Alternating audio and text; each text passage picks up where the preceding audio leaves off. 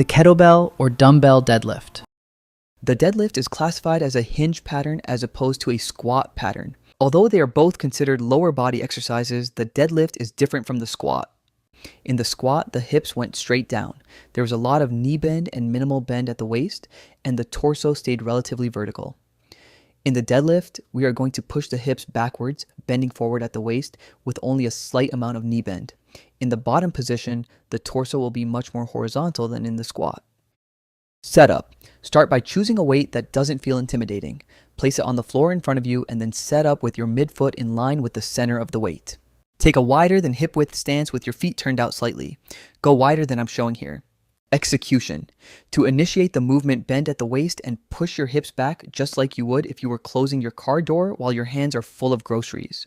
With your hips pushed all the way back, you will bend at the knee just enough to get down to grab the weight while keeping a flat back. Grab the weight and exhale as you return to the standing position the same way you came down. Let the weight unload onto the floor for 1 to 2 seconds between each rep. You should feel your abdominal muscles engage as you begin to lift the weight off the floor. While we'd like to avoid rounding the lower back excessively during this exercise, it is not necessary or desirable to arch the back or squeeze the shoulder blades together either.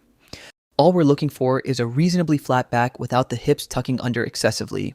Some people have tighter hips and hamstrings and will have a hard time preventing the low back from rounding and the hips tucking under. Solve this the best you can by first elevating your toes on a pair of small plates or a wedge. If that isn't enough, try lifting from an elevated surface. If your gym doesn't have kettlebells, use a dumbbell instead.